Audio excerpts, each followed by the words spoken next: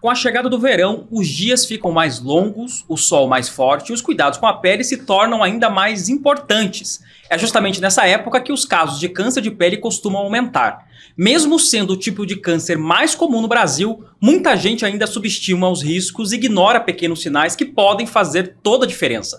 Manchas, pintas e feridas que não cicatrizam merecem atenção. Afinal, quando descoberto cedo, o câncer de pele tem altas chances de cura. Neste episódio do Aqui Por Você, vamos conversar sobre os sinais que não podem ser ignorados, como identificar mudanças suspeitas, quais hábitos ajudam na prevenção e por que o cuidado com a pele vai muito além do protetor solar. Olá, eu sou Johnny Mota, jornalista e apresentador, e este é o Aqui Por Você, um podcast do Instituto de Oncologia do Paraná. Neste ano, o IOP completa 30 anos, 3 décadas cultivando histórias e cuidando de pessoas com humanização, inovação e excelência. E hoje o nosso papo é sobre atenção, cuidado e prevenção, porque a pele também fala com a gente e aprender a ouvir esses sinais pode salvar vidas.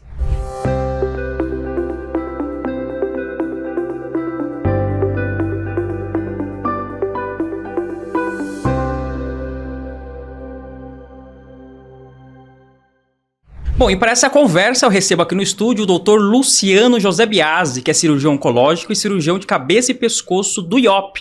Doutor, seja muito bem-vindo, é um prazer receber o senhor aqui no estúdio. Obrigado, bom dia, muito bom estar aqui com você. Bacana. Doutor, nossa primeira pergunta talvez seja uma pergunta com toda certeza muito importante, né? Por que o câncer de pele é o mais comum no Brasil?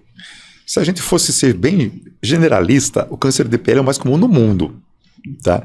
Ele é mais comum porque é o mais incidente, é o mais prevalente e assim por diante. E a grande maioria dos países que tem indivíduos que têm pele clara e que tem uma alta quantidade de exposição ao sol, e aí tem uma relação entre perfil de pele, ou seja, ao nosso fototipo, se seja um fototipo mais claro, e uma área com a quantidade de ultravioleta mais alta, seja uma posição de longitude e latitude do país mais intensa, você vai ter a maior coincidência de câncer de pele. Porque câncer de pele no adulto é igual à exposição solar e ponto.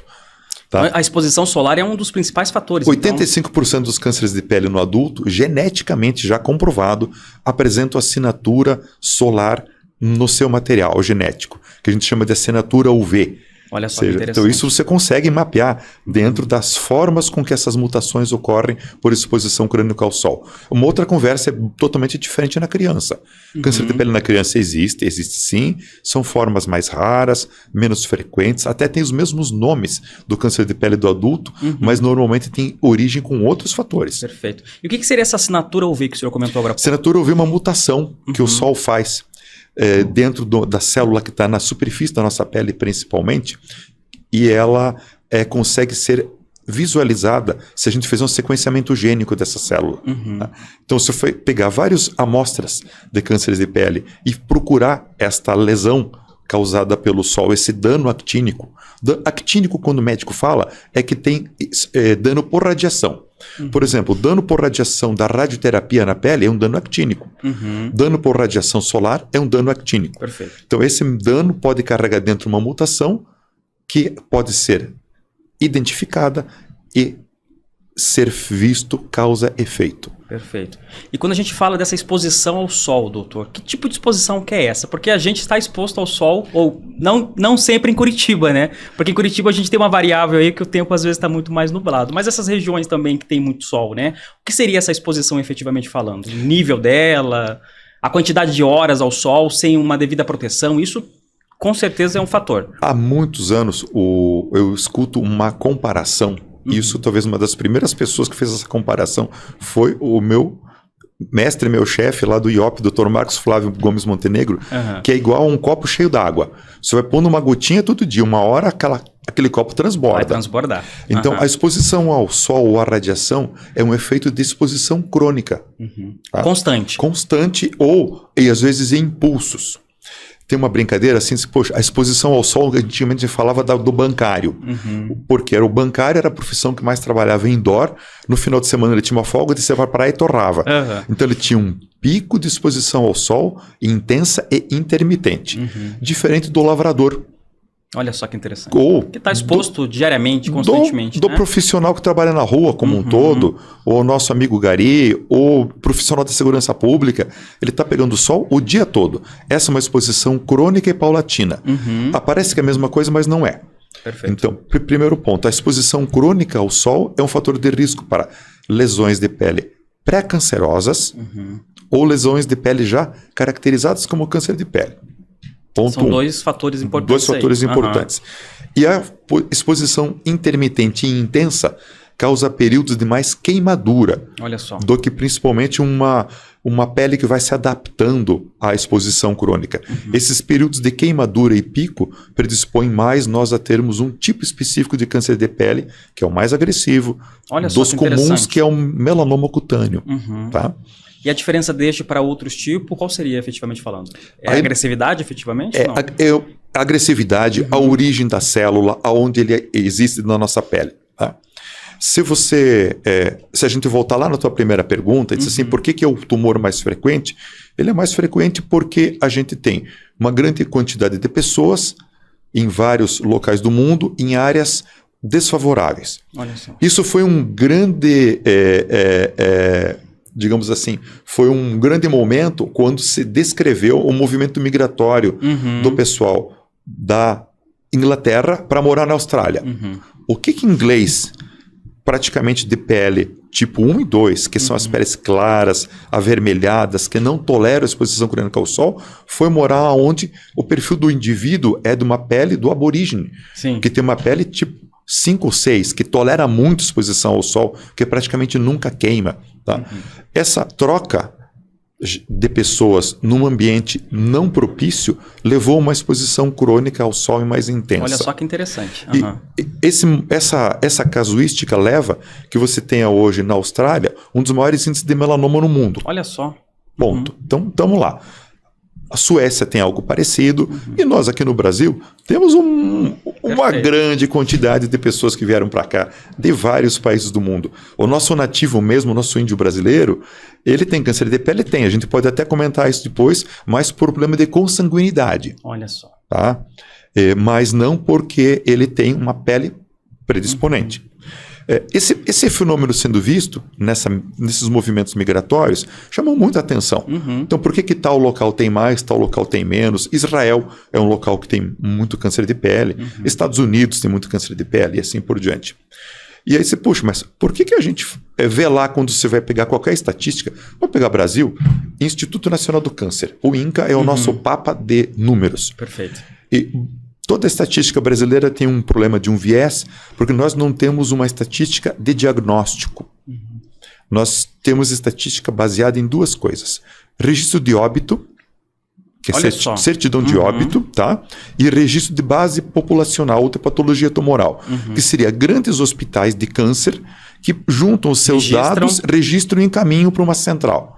Mas você não tem como HIV, você tem notificação compulsória, não tem? Tem. Então você tem uma ideia do Ministério da Saúde saber quantas pessoas se contaminam, em que fase da doença está, e ter um projeto de prevenção que o gestor da saúde consegue dizer, eu vou alocar dinheiro nesse estado, vou alocar menos no outro, assim por diante. No câncer isso não tem. Aqui, pelo menos no Brasil, não. Então a gente se baseia por uma estatística global. Não é um demérito, porque outros países estão numa situação parecida. Mas isso acaba dificultando a própria conscientização sobre, né, doutor? Acaba dificultando muito. Quando você vai pegar, então, esse dado lá do INCA, ele vai dizer que, primeiro, o câncer de pele não melanoma, a gente já vai, provavelmente daqui a pouco, discutir isso, está excluído da estatística. Olha só. Porque ele é tão comum que ele contamina a estatística. Basicamente, 1/4 de todos os cânceres do Brasil são cânceres de pele. Estamos falando aí de pelo menos 30%, né? 25% a 30%. É bastante coisa, né? É muita coisa, é muita coisa. Só que a maioria desses pacientes com câncer de pele não vão a óbito. Eles vão ter uma doença que mutila, que tira pedaços do corpo, que leva a cicatrizes, que leva a deformidades, mas poucos deles vão chegar a uma doença fatal, que é o exemplo do carcinoma. Enquanto você tem nesse grupo de câncer de pele, uma estatística de mais ou menos 4% desse grupo são os melanomas cutâneos. Esse sim, você tem ainda no Brasil uma necessidade de mais investimento em prevenção, porque hoje a nossa estatística fala que de 1/4 a 50% dos pacientes diagnosticados com melanoma vão morrer de melanoma em 5 anos. Olha só. Tá. Depende de onde ele está sendo diagnosticado. Se é na saúde pública, vai morrer mais gente, para o diagnóstico mais tardio, ou é na saúde privada, vai morrer menos gente, para o diagnóstico mais precoce. Então, juntando tudo isso, a gente acaba distinguindo já de cara que a nossa estatística não é que ela não apresenta o caso de câncer de pele. Se você colocasse, você teria uma curva tão acima, por exemplo, de câncer de mama na mulher e de próstata no homem, que iria até contaminar a decisão de um gestor de saúde pública. Agora, melanoma está dentro da curva. Ele está lá embaixo, está entre os 10 cânceres mais frequentes. Porque ele tem um impacto de mortalidade e necessita uma política de controle e de tratamento diferente. Mas diante desses indicadores, né, a gente tem indicadores positivos também de cura, de superação desse tipo de câncer? Com certeza. Tudo que é diagnosticado precoce, você vai curar. E claro, mesmo tumores avançados hoje, a gente mudou demais a nossa forma de você encarar algumas doenças, inclusive o melanoma, que sempre foi o grande vilão e a grande doença que nos deixava com um gap na oncologia de não ter praticamente nada o que fazer, além de cirurgia e radioterapia, porque quimioterapia e melanoma não funcionam. Entendi. E só voltando um pouquinho numa fala que o senhor falou em relação aos tipos de pele, talvez é uma informação importante que a gente pode aqui bater um pouco mais. Então, tipo de pele é um fator importante quando a gente fala de câncer de pele. Tem um autor que chama de Fitzpatrick, e ele definiu os nossos tipos de pele em 6 tipos, sendo do tipo 1 ao 6. Vamos colocar lá no tipo 1, praticamente é quase um indivíduo albino. É aquele ruivo, pele muito clara, pele que praticamente queima muito em exposição ao sol. Perfeito. Lá no outro extremo, o indivíduo de pele tipo 6 é o indivíduo da raça negra. Mas aquele indivíduo da raça negra que tem a pele bem escura, não é um moreno. Bem retinta, né? Então esse indivíduo ele praticamente não tem uma fotossensibilidade tão grande. Não quer dizer que não vai ter câncer de pele. Perfeito. Tá? Mas é um outro ponto de discussão. Excelente. Então, o fototipo que está nessa palheta de cores, entre ser muito claro até avermelhado, a ser muito escuro até enegrecido, nós vamos misturar tinta ali no meio. E nós vamos passar por vários pigmentos, fototipo 2, 3 e 4 são os mais comuns aqui no Brasil, e a gente vai ter uma variação distinta do câncer de pele nesses casos. Lembrando, não só cor de pele, cor de cabelo claro e olho claro, puxa para o indivíduo para o fototipo mais baixo, menos protegido. Olha só, então a gente pode considerar que pessoas com um tom de pele mais clara precisa ter um pouco mais de atenção em relação, por exemplo, à exposição solar. Com certeza. Esse a pessoa de pele mais clara, ele tem que tomar mais cuidado sim em exposição solar, pensando numa palavrinha chamada de proteção solar. Proteção solar. O que seria essa proteção solar? É que a gente está acostumado a ver na mídia, no só mercado, protetor. Exato. Eu vou passar um creminho, vou ficar legal. Eu estou resolvido o meu problema, eu posso ir torrar na praia, passa aquela pomadinha do surfista, fica com o narizão branco e está resolvido. Proteção solar é um conjunto de mecanismos. Você vai respeitar o horário, você vai tentar não se expor no horário que o pico do ultravioleta está mais intenso, que é das 10 da manhã às 2 da tarde. Vai usar roupas adequadas quando estiver exposto. Quando for fazer uma atividade esportiva fora e tiver que estar nesse período, vai passar o seu protetor solar, vai utilizar um boné, um óculos escuro. Tá? Se possível, quando estiver exposto, procure a sombra. Olha só que interessante. Tá? Estou muito na praia, etc. Aquela mania, eu vi muitas mães na praia, né, preocupadas com as suas criancinhas. A criança acabou de brincar na areia, está empanada de areia, ela vai ainda passa mais protetor em cima.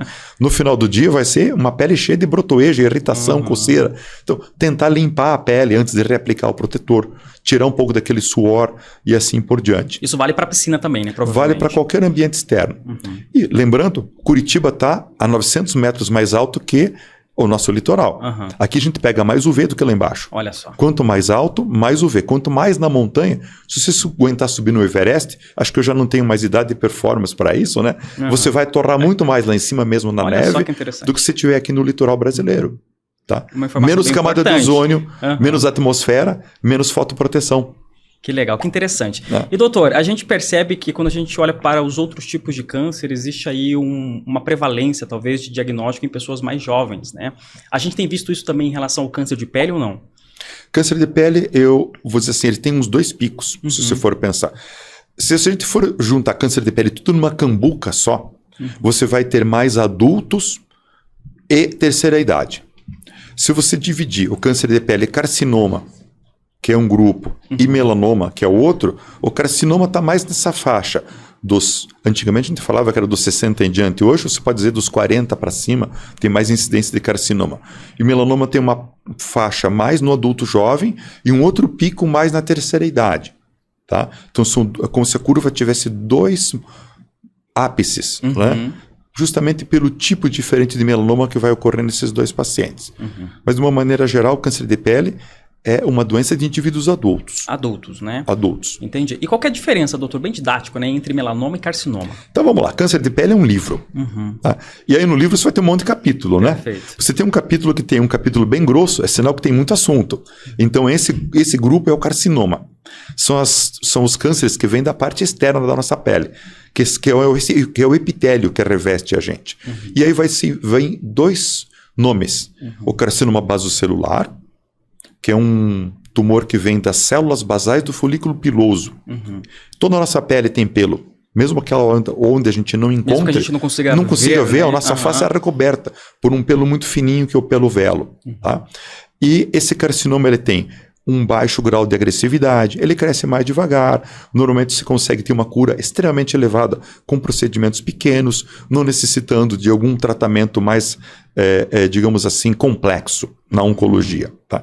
É um tratamento que a grande maioria dos dermatologistas resolve, alguns são até favoráveis a tratamento não cirúrgico, como algum tratamento tópico, algum tratamento que a gente chama de destrutivo, como um congelamento, assim por diante. Outro primo dele, do basocelular na família do carcinoma, o carcinoma espinocelular. Ele é basicamente 1/4 dos carcinomas. Ele já é um tumor um pouco mais agressivo, ele tem muito mais relação com aquelas lesões pré-malignas, que a gente falou, a tal da ceratose solar, ceratose actínica, mas no indivíduo que tem pele realmente muito fotoexposta, tá? Com muito dano de sol, e ele tem um comportamento um pouco mais agressivo local, e ele já começa a produzir um risco de ter alguma metástase. Metástase é o tumor saindo da sua origem primária e indo para frente. No caso da pele, o primeiro local de metástase são os linfonodos. Olha só. Tá? E aí, mudando para outro capítulo do livro, a gente vai ter o melanoma cutâneo, que é aquele grupo que eu falei que são mais ou menos 4 a 5%. Também ele corresponde a basicamente 90% de todos os casos de morte por câncer de pele. É um indicador bem alto. Bem alto. Então, ou seja, no melanoma cutâneo, investir no tratamento precoce é importante, mas investir no diagnóstico precoce é muito mais importante. Olha só. Porque com certeza vai ter uma fase que você cura 100%. Sim. Tá? Como todo câncer, você tem uma fase que você vai resolver com muito pouca mutilação e trauma para o paciente. O melanoma, então, esse segundo capítulo do livro, ele não vem dessa nossa pele da parte de fora. Ele vem do melanócito, que é a célula, que é uma célula, vamos quebrar um místico aqui, ele não é da pele, é uma célula neuroendócrina, neuroectodérmica. Ela nasceu lá na nossa, quando a gente era um bebezinho, quando era um embriãozinho, na mesma região onde o nosso sistema nervoso é formado. Ela migra por dentro de todo embrião, Olha só. entra em contato com toda os órgãos em formação do nosso corpo, aprende como eles funcionam, entre aspas, e depois ele se localiza em várias regiões. Na nossa íris, no fundo do nosso olho, embaixo da nossa pele para dar a nossa cor da pele, na base do folículo piloso para dar a cor do nosso cabelo, na meninge, no revestimento das nossas mucosas. Por que eu estou citando esses exemplos? Porque todos esses locais podem ter melanoma, então, não só na pele. A gente pode ter um melanoma na mucosa, um melanoma no fundo de olho, e o melanoma do ocular, que a gente fala, também tem relação com exposição ao UV. Então, o melanoma nesse grupo é o tumor que mais nos preocupa em sentido de mortalidade. E sobrou um pedacinho do livro ainda, que é o capítulo para as outras coisas, que são os tumores raros, que a gente não vai nem comentar, que incidem muito pouco, mas que tem cada um peculiaridade. E digo, talvez a gente pudesse citar mais pelo menos uns 30 aqui. Olha só, tá? Interessante. Mas falando de câncer de pele, quando a gente está pensando em conscientização, vamos até a carcinoma e melanoma. Esses são os caras que são o nosso ponto de vista. E dá pra gente entender, então, que a exposição do sol não é o único fator, então, pra pessoa ter câncer de pele, né? Porque senão as pessoas ficam com essa concepção de que não, eu me expus ao sol e vou ter câncer de pele. Não, de jeito nenhum. A gente já descobriu um muito importante, que é o fototipo. Que é o Fitzpatrick lá, que descreveu como nós temos o nosso perfil de pigmentação de pele. Olha só. Tá? Naquela brincadeira da palheta de cores, né? Como é que a gente se olha no espelho e vê como é que nós somos. Outro é a herança familiar. É indiscutível, você não pode esquecer de que a gente pode ter síndromes familiares. No caso do melanoma é muito raro, mas existem 2 mutações, a CDKN2A e a CDK4, que podem dar origem ao que a gente chama de síndrome do melanoma familiar. São poucas famílias que têm, mas essa é um gene que vai passando de herança por herança e praticamente todos os indivíduos da família que são portadores desse gene vão ter ou manchas atípicas ou vão desenvolver melanoma. No carcinoma, o que a gente mais herda não é uma mutação genética, a gente herda o tipo de pele. O tipo de pele. Nossos pais têm pele clara, eu vou ter pele clara. Nossos pais têm pele escura, vou ter pele escura. Mistura de pele clara com pele escura, eu vou ter um moreno em vários aspectos. Então, o risco genético para o carcinoma, praticamente ele não está sendo levado em conta.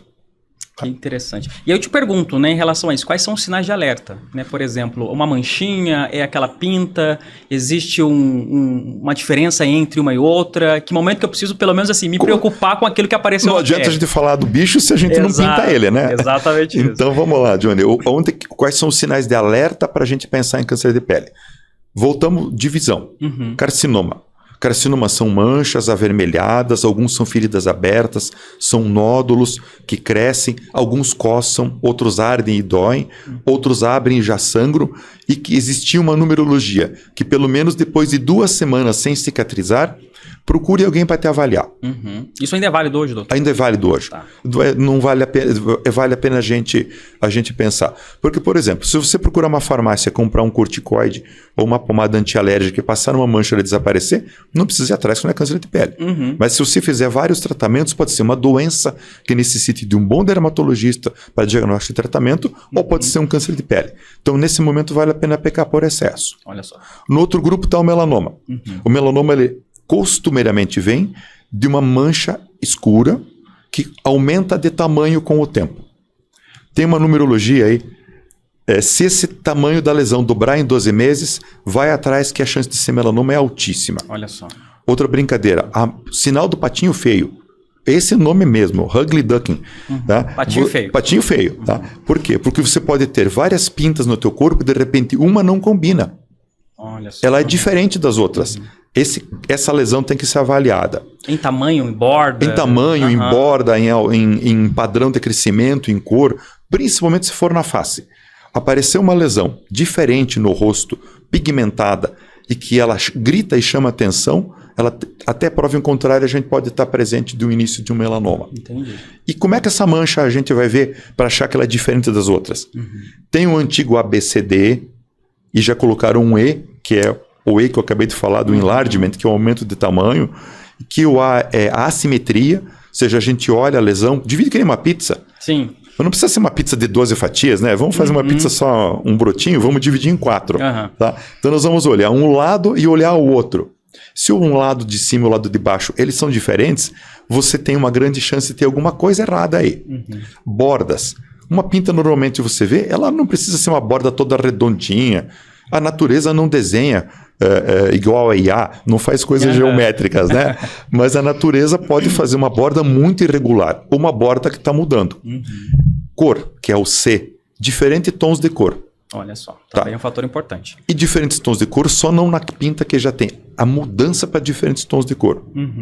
O D é o diâmetro, lesões que têm mais do que 6 milímetros. Não quer dizer que toda pinta com mais do que 6 milímetros, senão daqui a pouco alguém escuta em casa, aquela mãe vai olhar a perninha da sua criança, vai ver a mancha, e vai ver uma mancha de nascença. Meu Deus, o Luciano falou que... E ela tem uma mancha de uns 2 centímetros, que é um nervo piloso congênito, que aquilo vai viver com aquela criança sem nenhum problema. Mas é uma lesão no adulto, que de repente ela começa a ficar maior e ela tem pelo menos mais do que 6 milímetros. E aí que a gente já falou que é o crescimento. E sinais clínicos, sangramento ou coceira. É importante. Pinta também. que sangra ou coça, procure alguém. Porque a chance de você ter malignidade nela passa a ser muito mais alta ainda. E aí a gente vai estar falando de melanoma avançado. Melanoma que sangra, normalmente o melanoma localmente avançado. A gente vai sair daquele gap do melanoma inicial para dizer eu curo todo mundo, para algo que diz assim, vamos batalhar, mas a chance de cura ela já começa a ser menor. Perfeito. Então passou esses 15 dias, você percebeu que ainda há ali alguma inconsistência em relação àquela situação mais natural sua em relação ao seu corpo, já é um motivo para procurar ajuda. É um motivo para você pensar e, puxa, eu tenho que pensar, ver o que está acontecendo aqui. E eu vou procurar quem? Indicar o dermatólogo, vou procurar já o especialista em oncologia, para onde eu vou, doutor? Minha opinião é que a gente não tem hoje uma massa crítica de especialistas em câncer de pele na oncologia para receber todo mundo que precisa de ajuda. Tá? Então, a melhor pessoa para fazer esse diagnóstico inicial, inclusive diagnosticar doenças que o oncologista não vai diagnosticar, diagnóstico diferencial, se aquela mancha que está vermelha descamando não é uma psoríase, e não tem nada a ver com câncer de pele, é o dermatologista. Então, procure o dermatologista. Já temos vários colegas da parte de medicina geral que têm alguma formação e que conseguem dar algum diagnóstico e algum suporte. Mas o profissional habilitado para fazer o diagnóstico precoce, na maioria das vezes, é o dermatologista. E doutor, fala pra gente um pouquinho sobre como acontece esse diagnóstico do câncer de pele. O diagnóstico do câncer de pele, ele é visual. O indivíduo vai chegar, vai contar uma história, como você acabou de perguntar para mim, a gente exemplificou como é que são as lesões, e aí o médico vai olhar e vai ver se naquela lesão avermelhada que sangra tem alguma imagem que lembre, se naquela lesão escura tem alguma imagem também que lembre, ou o risco de câncer de pele, e existem algumas ferramentas e alguns equipamentos. Vamos dar um exemplo, todo mundo sabe o que é um estetoscópio. Sim, perfeito. Porque todo mundo vai em um posto de saúde, vai no hospital, vai no cardiologista, o cara tá com um negócio pendurado na orelha, trabalho, né? Tá lá para escutar o coração e ver a pressão. O estetoscópio do dermatologista se chama dermatoscópio. É um aparelho simples que já tem talvez mais de 100 anos a idealização dele, mas dos moldes de equipamento moderno, como nós estamos hoje, talvez nós tenhamos aí uns 30, 40 anos. E ele nos permite ver por um tipo de luz polarizada através da pele. E a gente olha a arquitetura da lesão dentro da pele. Não é nenhuma mágica. Você vai ver como o pigmento da lesão pigmentada está distribuída. E aí, pela essa arquitetura do pigmento, a gente vai fazer, agora não é mais o ABCD, pode até usar o ABCD, mas vai fazer o que a gente chama de análise de padrão. Como se olhasse assim uma tela pintada. A gente vai, às vezes, lá no museu em São Paulo, vai lá no MASP, tá, e vê uma tela impressionista, e, ou seja, vê uma tela realista. Ou seja, a forma com que aquela tela está pintada, para nós, vai nos dar uma ideia de que como aquilo pode se expor ao risco de câncer de pele. Ah, mano, deixa eu fazer. Johnny, você diz, poxa, Luciano, e as lesões que não tem pigmento, como é que você vai fazer? Aí se usa outros subsídios. Perfil de distribuição dos vasos, se os vasos naquela lesão sanguíneos que a gente está vendo tem perfil em vírgula, perfil arboriforme, assim por diante, e vai nos dar uma dica se eu estou perante um carcinoma ou não. E vale a pena fazer um parênteses. Tem melanoma sem cor? Era justamente isso que eu ia perguntar. Por quê? Porque eu penso nas peles mais escuras, por exemplo. Né? Tá, então vamos lá. Você pode ter lesão pigmentada, o melanoma que a gente já falou que ele é uma lesão escura, marrom, etc., sem cor, que se chama amelanótico. Então, melanoma melanótico é um trabalho para fazer diagnóstico. O diagnóstico é mais difícil, então, nesse caso. Raramente você vai fazer diagnóstico precoce. Porque você vai confundir com o carcinoma. Olha só. Tá? E às vezes as lesões, se você olha a sua foto, são idênticas. Só a biópsia que vai nos dar o diagnóstico final. Faltou a gente falando do diagnóstico da biópsia. Também, porque né, depois que é da suspeita, claro, você vai tirar uma amostra daquela lesão, vai entregar para o nosso colega patologista, e o patologista vai examinar. Normalmente, a gente tem hoje aqui na cidade e vários locais excelentes dermatopatologistas, que são especialistas em avaliar lesões de pele, e vai nos dar já o tipo da doença e já vai nos dar dicas da fase que a doença se encontra. Então esse é um ponto legal. E aí você falou da pele escura. Puxa, o indivíduo de pele escura, ele normalmente não vai ter um carcinoma basocelular, um espino celular, porque a gente acabou de falar que ele tem mais resistência ao sol. Tá? Mas ele pode ter melanoma de um outro tipo, Isso é muito comum no Nordeste brasileiro e talvez a Bahia seja um dos locais que mais tenha uma casuística documentada, elevada, do que a gente chama de melanoma acral. Acral. O que é isso? Extremidade. É o melanoma que está na palma da mão, na planta do pé, no aparelho periunguial, na matriz da unha. E não é atrás da unha aqui, é atrás da unha aqui. Os sinais são o quê? Manchas? Vamos falar dos sinais, mas me dê um insight agora, que eu acho que você não vai me perguntar. Agora eu vou te pegar. Vamos lá, doutor. Você pode fazer unha de gel colocando a mãozinha embaixo do UV? Teve um monte de senhoras, de moças que fazem unha de gel e põem a mão embaixo daquela lampadinha lá para poder fixar a unha lá. Você sabe que o melanoma da matriz unguial, e a matriz unguial está aqui embaixo da cutícula, ela não está embaixo da placa unguial, ele tem um perfil de comportamento biológico genético muito mais parecido com o melanoma de exposição ao sol do que o melanoma acral, que tem um outro perfil genético, que não precisa de sol. Então, o melanoma da pele escura acral, ele não precisa de sol para acontecer. Você não vai pegar só na planta do pé. Perfeito. Só se você andar com a mão para baixo e resolver, a partir de hoje eu vou andar com o meu pezinho para cima. Então, ele, inclusive, os genes mutantes que estão nele são diferentes. Tá? Então, a exposição, não estou dizendo para as colegas, para o público feminino que não possa fazer unha de gel, mas as pacientes femininas minhas que tiveram melanoma, eu desrecomendo fazer a unha de gel para não expor ao UV. Mas eu entupi de protetor solar em cima. Eu vou usar uma luvinha, eu vou pôr um adesivo, um band-aid, alguma coisa. A gente, por via das dúvidas, pensa numa proteção maior. Informação super importante, inclusive. Tá? Então, nada contra as colegas manicure também que precisam disso. Não é um pânico, não precisa mais fazer esse tipo de procedimento, mas tomar cuidado com a exposição ao UV. Quem não tem risco de ter tido já melanoma, passe um protetor solar alto na cutícula e na pele ao redor antes de pôr a mão embaixo do UV para reduzir o risco de queimadura. Super importante, né, doutor? O senhor falou em relação a esse assunto, até porque fica o alerta, né, para que a gente possa pensar um pouco sobre esse assunto, né? Doutor, existe uma diferença entre o diagnóstico, quando a gente vai pensar na população homem e mulher? Homens ou mulheres têm mais chance de ter câncer de pele? Não. Basicamente igual. Basicamente igual. Antigamente achava que o homem tinha mais, porque estava mais exposto, justamente a gente comentou antes, pela atividade de trabalho, né? O que existe às vezes é um tipo de localização para alguns cânceres de pele mais frequentes. O homem tem mais no tronco, porque talvez exponha mais o corpo, talvez trabalhando ou sem camisa, e a mulher tem mais melanomas, vamos dar um exemplo, nas pernas do que o homem, porque usa mais roupa mais curta. Né? Mas isso não é algo ligado obrigatoriamente ao sexo.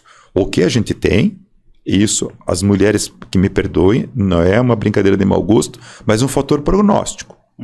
Os homens com melanoma têm pior prognóstico que as mulheres. E significa exatamente o quê?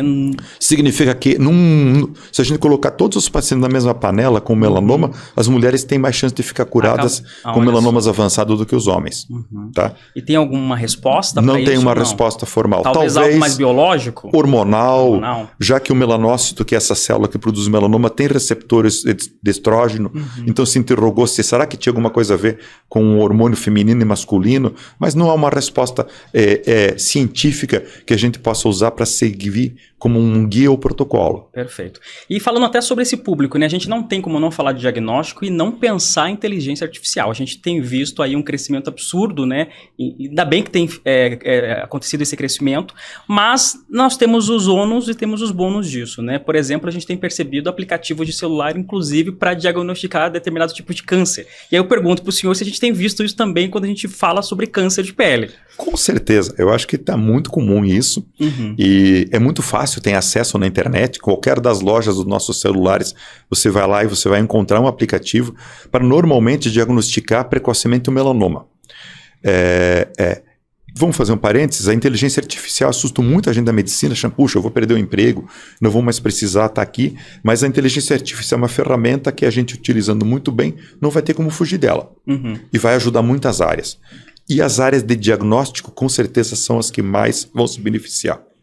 Esses aplicativos que você fotografa a lesão, ele te dá uma inferência de risco, eles servem como triagem. Vou dizer assim, a grande maioria dos aplicativos, às vezes, pecam mais por ser mais malignos do que o olho do médico. Uhum. E isso, vamos falar agora, não o aplicativo que você baixa lá no teu celular. Vamos falar agora de um software que existe, que é colocado numa máquina que a gente chama para fazer o que a gente chama de mapeamento corporal, e que ele vai dar um score de risco pela lesão. Que é operado por um profissional Por um profissional especializado, com um software validado para medicina. Este aplicativo lá, segundo os colegas que fazem esse tipo de exame, que é um mapeamento corporal digital, que é um exame muito interessante para acompanhamento desses pacientes que tiveram câncer de pele e diagnóstico de lesões precoces, e ele às vezes peca dizendo que tem que tirar mais lesões do que devia. Aí o médico olha, opa, peraí. Então, voltando no final da tua pergunta, o aplicativo ele ajuda sim, porque talvez você possa dar uma dica de dizer assim, olha, procure alguém porque algo está errado. Mas não é um diagnóstico definitivo. E por que ele não consegue ainda ser 100%? Se comparar imagens, é muito fácil para a inteligência artificial. A dificuldade é coletar uma imagem boa. Olha só. Você tem que ter um celular com uma máquina fotográfica boa. Saber fotografar. Saber fotografar. Luminosidade, distância, reflexo, tremer, descamação da pele, umidade da pele. Então, isso são fatores que, mesmo na inteligência artificial profissional, digamos assim, para a área médica, ela ainda é um limitante para que o software hoje substitua o médico nesse diagnóstico.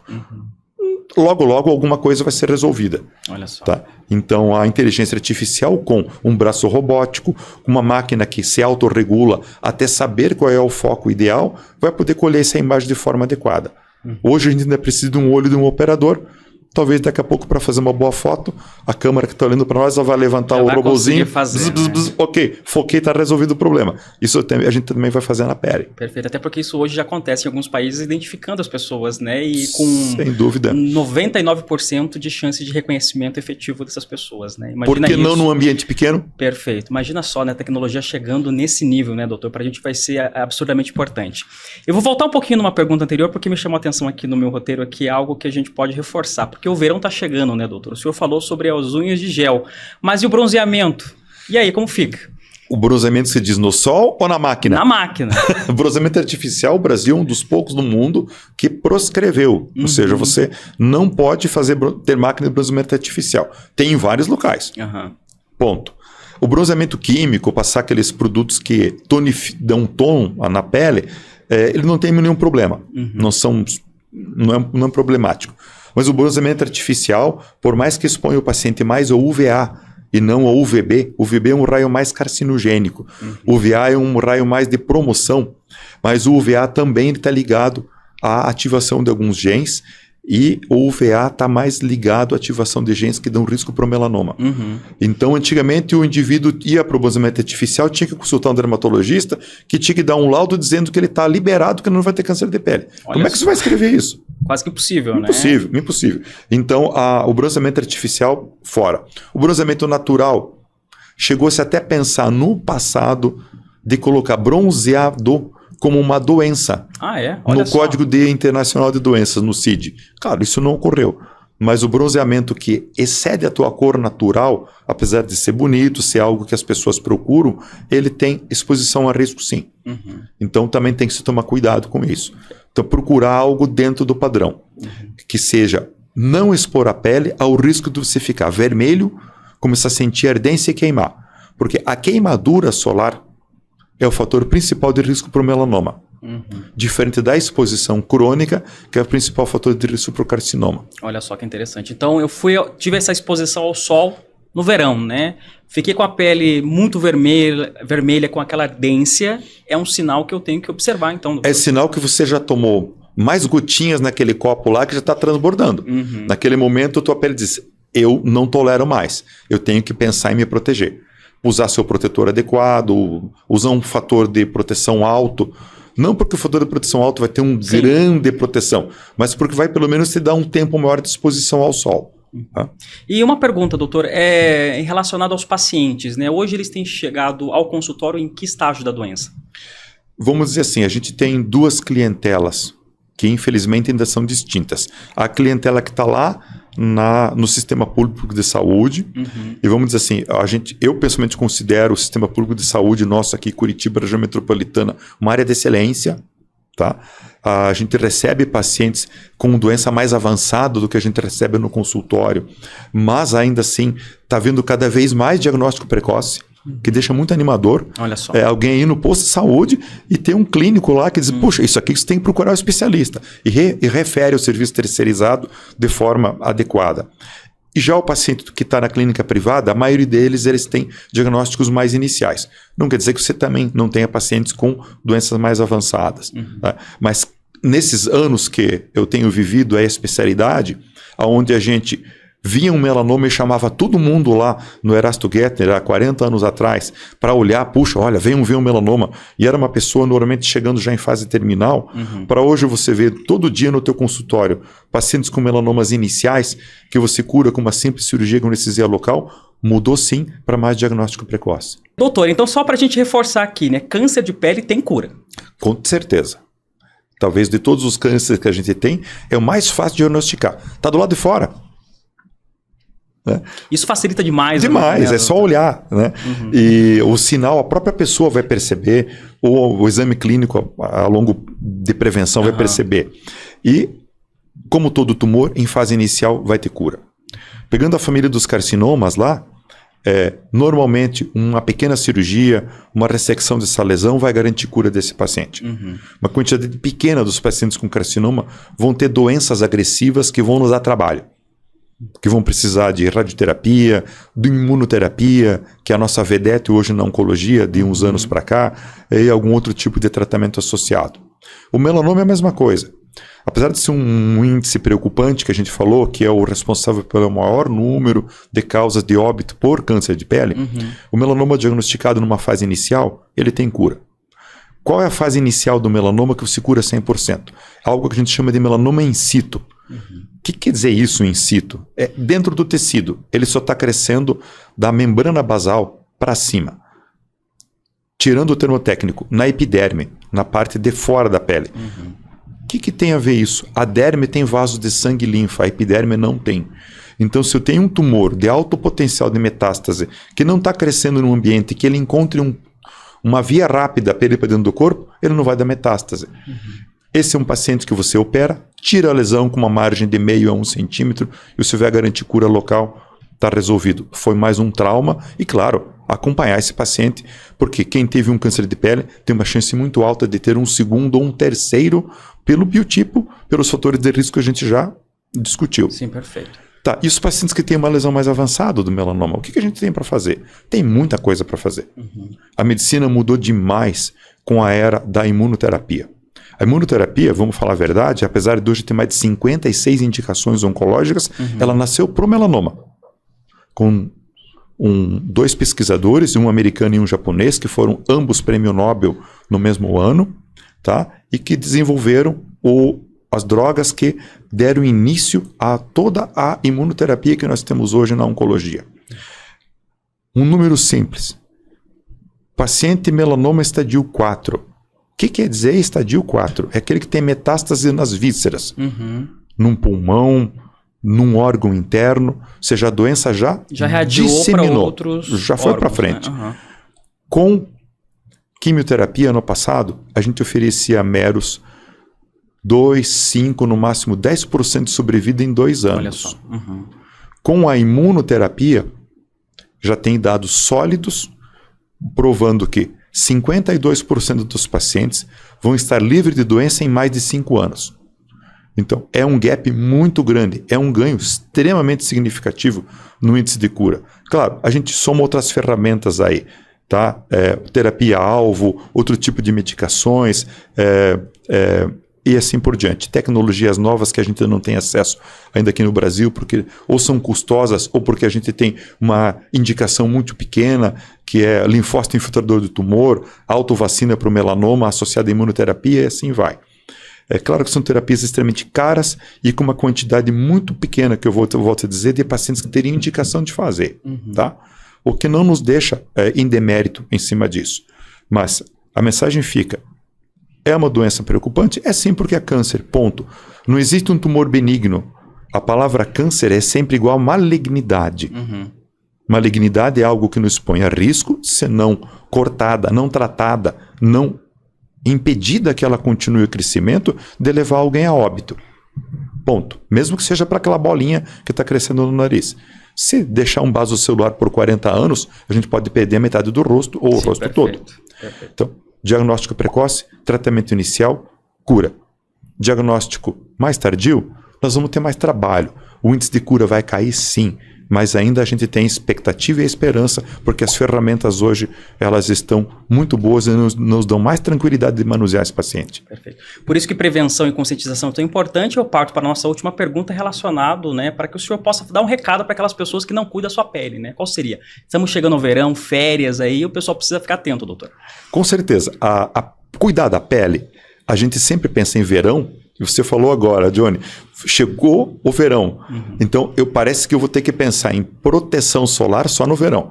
Claro, a intensidade do sol vai estar maior, as pessoas vão estar usando menos roupa, vão estar querendo fazer um esporte externo, vão para a praia, vão para a piscina, então vão estar mais fotoexpostas. Então, lembrar que a proteção solar que a gente discutiu, ela é importante. Usar o seu protetor de forma adequada, reaplicar de acordo com o horário necessário em relação ao fator do protetor que você está utilizando e assim por diante, para você minimizar o dano que você tem na pele. E aquela frase que a gente escutava falar da vovó, né? É de cedo que você torce o pepino. Exato. Ou seja, você investe isso já desde a criança. Tá? Porque o fotodano e o dano de queimadura solar no adolescente, ele aumenta o risco em 3 vezes. Queimadura solar, vamos colocar um ponto aqui. Não é aquela queimadura que a mãe vai ver que só a pele da criança ficou avermelhada. É vermelhão com bolha. É aquele torrão mesmo. 3 episódios de queimadura com torrão. No período da adolescência, a adolescência se enquadra por questão técnica até os 19 anos de idade. Tem uns que já passaram dos 40 e continuam adolescente, né? Excelente. Mas assim, então, biologicamente, essa idade aumenta em 11 vezes o risco de melanoma na vida adulta.